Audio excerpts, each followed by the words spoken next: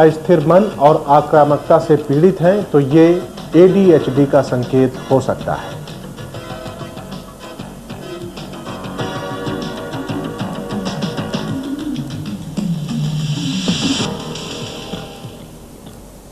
और अब खबरें विस्तार से। हृदय की बाईपास सर्जरी में सर्जन शरीर के अन्य भागों से नलिकाएं लेकर कोरोनरी आर्टरी की अवरुद्ध नलिकाओं के स्थान पर लगाते हैं, लेकिन यदि मरीज के हृदय की स्थिति गंभीर हो तो इस कार्य को करना काफी मुश्किल होता है। अब्दुल कासिम ऐसा ही एक मरीज था जिसकी तीनों आर्टरीज बुरी तरह से अवरुद्ध थीं और किसी भी तरह से ऑपरेशन करना उपयुक्त नहीं था। दिल्ली के सर्जनों ने इस गंभीर मामले में बाईपास करने में सफलता पाई है। एक रिपोर्ट।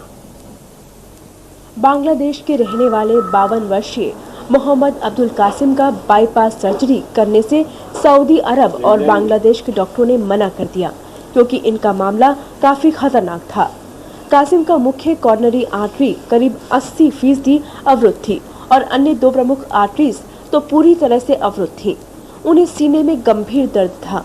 हाल ही में मोहम्मद कासिम का बाईपास सर्जरी दिल्ली के डॉक्टरों ने की। सर्जरी के बाद कासिम को फिर से एक नई जिंदगी मिल गई है। ऑपरेशन से पहले ये जो ऑपरेशन हुआ इससे पहले मेरे को दर्द हुआ था, चलने नहीं सकता है। अभी चलने में तकलीफ नहीं है। जब मेरे को बोला कि तुम्हारा ऐसा ऐसा खतरा है, फिर मैं तो बहुत डर गया। फिर बाद में इधर जब आ गया, इधर से जब ऑपरेशन हो गया, ऑपरेशन होने के बाद मैं बहुत खुश हो गया। ये ऑपरेशन का पहले वो चल नहीं सकता, बिल्कुल चल नहीं सकता। ऐसे हम गाड़ी से ले जा। अभी इंशाल्लाह वो ऑपरेशन किया, ऑपरेशन के बाद बिल्कुल सही है। अभी मेरे को साथ बहुत वो अच्छा लगता है, वो बातचीत करता है। हम बहुत खुश हुआ। इसलिए डॉक्टर को हम बहुत ज़्यादा दुआ करता है। वो अच्छे, हमारा ससुर को जो अच्छे किया उसका अल्लाह की तरफ से उसको दुआ करने का हम। कासिम का प्राथमिक इलाज रक्त को पतला करने और नलिकाओं में उसके संचालन से शुरू हुआ।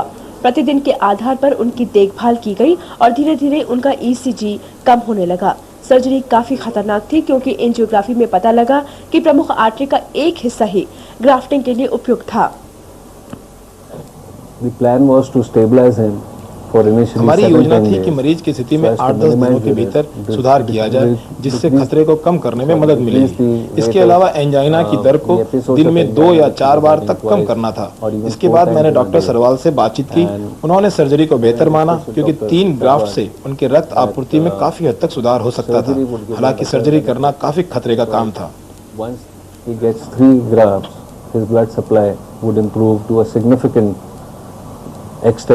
Though the risk for surgery was very high. I was prepared that at the time of surgery, if I don't get good vessels, मैं इस बात के लिए तैयार था कि सर्जरी के दौरान मुझे एक भी अच्छी नलिका नहीं मिलेगी। कभी कभी पूरी आर्टरी अवरुद्ध होती है। मैंने योजना बनाई कि मैं इसे पूरी तरह साफ कर ग्राफ्ट करूं। इस तरह रक्त आपूर्ति शुरू हुई। कासिम की स्थिति इलाज के बावजूद काफी गंभीर बनी हुई थी। रिफ्रैक्टरी एंजाइना और गंभीर ECG परिवर्तन के कारण सर्जनों ने आपात स्थिति के आधार पर सर्जरी करने की योजना बनाई। सर्जरी के दौरान हृदय की सुरक्षा के लिए एक विशेष दवा दी, क्योंकि 15-20 मिनट की अवधि के लिए हृदय को क्षति न पहुंचे। सर्जरी में कम से कम 15-20 मिनट लगते हैं। हमने सर्जरी में ग्राफ्ट कार्डियोप्लेजिया और रेट्रोग्रेड एंटीग्रेड कार्डियोप्लेजिया तकनीक का प्रयोग किया, जो सर्जरी के दौरान हृदय को ठीक से संचालित रख सके। हृदय को रक्त और ऑक्सीजन मिलती रही, जिससे मांसपेशियां सुरक्षित रही। इसी समय हम हृदय को सुचारू बनाना चाहते थे। हम हृदय की मांसपेशियों को दवाओं के जरिए पोषण देते रहे, जिससे सर्जरी के दबाव को बढ़ने नहीं दिया और हृदय ने बेहतर ढंग से काम करना शुरू कर दिया। So that they withstand that shock of surgery or stress of surgery better, and they start functioning much better. Surgery के समय सर्जन को बाईं ओर एक अच्छी आर्टरी मिली, जो एंजियोग्राफी में दिखाई नहीं दे रही थी। इस प्रकार सर्जनों ने बाईं ओर की तीनों और दाहिनी ओर की 2 आर्टरीज की ग्राफ्टिंग की। सर्जरी के बाद कासिम काफी खुश है और डॉक्टरों को उम्मीद है कि वे शीघ्र ही ठीक हो जाएंगे। Reshma Tiwari, medical communications network, नई दिल्ली।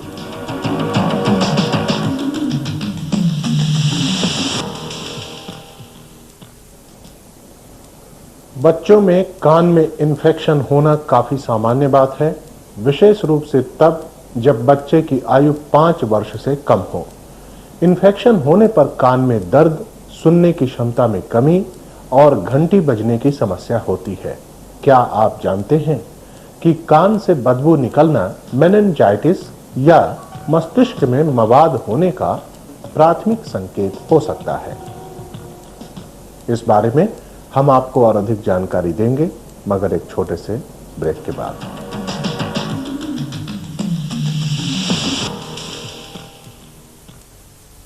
एक गिलास गरम गरम दूध देना जी, आज शिमला में बड़ी ठंड है। सरदार जी, हमारी तरह रूप और थर्मोकॉट में। और यदि बच्चे अस्थिर मन और आक्रामकता से पीड़ित हैं तो ये ADHD का संकेत हो सकता है।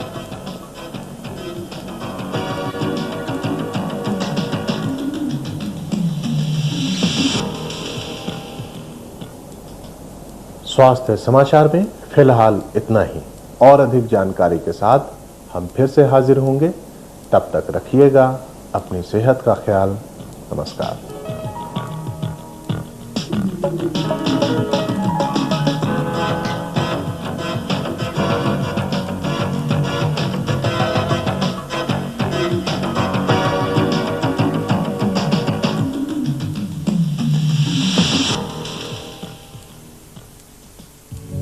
स्वास्थ्य समाचार के प्रायोजक medical communications network.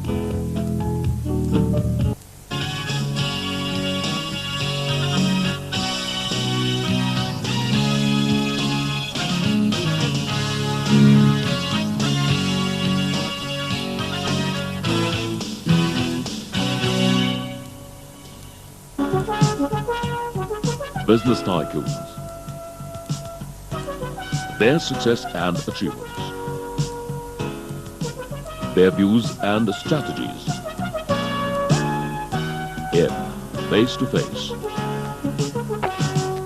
only on Gen TV.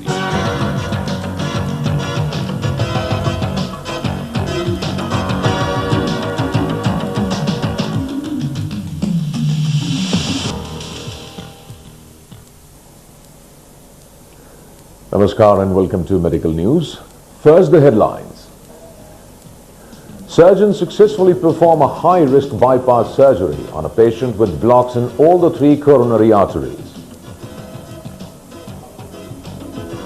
And if your child has wild mood swings and acts on impulse, he could be suffering from attention deficit hyperactivity disorder.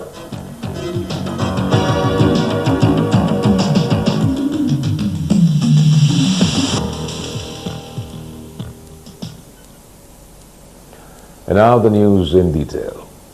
During a bypass surgery of the heart, surgeons take a blood vessel from another part of the body and construct a detour around the blocked part of the coronary artery.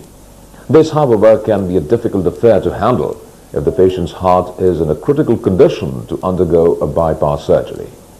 Abdul Qasim was such a patient and had all his 3 arteries badly choked, which made him an unsuitable case for operation. We bring you this report. Mohammad Abdul Qasim, a 52-year-old Bangladeshi national, was denied a bypass surgery in Saudi Arabia as well as Bangladesh, as he was a high-risk case. Abdul's main coronary artery was blocked by over 80% and he had complete blockages in the other 2 major arteries. He was severely symptomatic with pain in the chest and ECG changes of an impending heart attack even while he was resting in bed. However, a bypass surgery performed at Delhi has given him a new lease of life. Before the operation, I had severe pain and I could not even walk. Now I can walk without any problem. When I was told that I'm a high-risk case, I was terribly frightened. However, now that the operation has been successful, I'm very happy.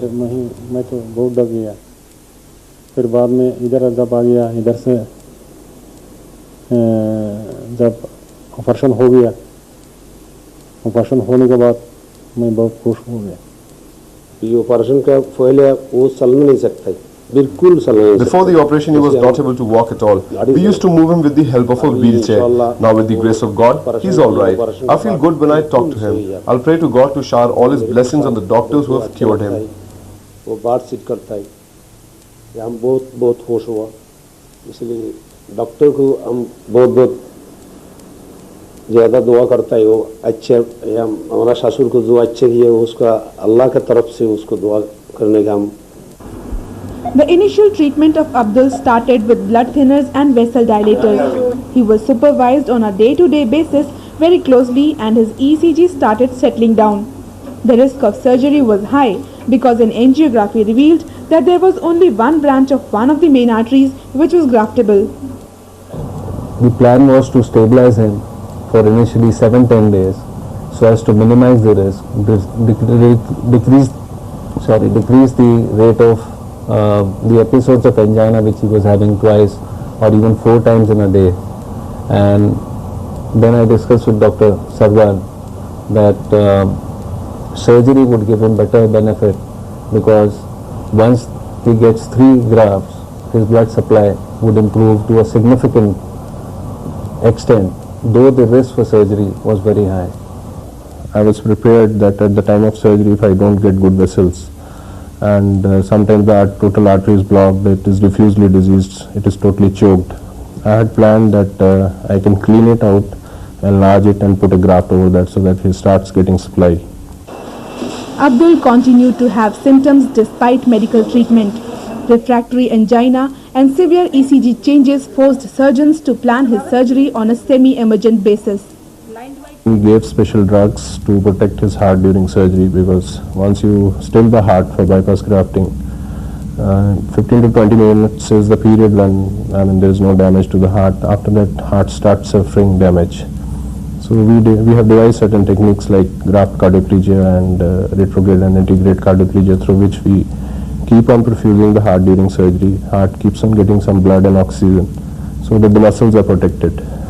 And then at the time of when we want to revive the heart, we give certain drugs to give nutrition to the heart muscle so that they withstand that shock of surgery or stress of surgery better and they start functioning much better. At the time of surgery, surgeons were lucky to find a good artery on the left side, which was not visible on the angiography. All the 3 arteries, 1 on the left side and 2 on the right, were grafted.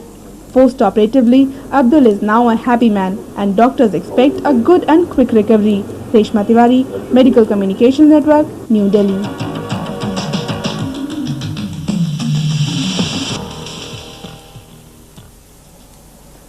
Ear infections are very common in children, especially those below the age of 5.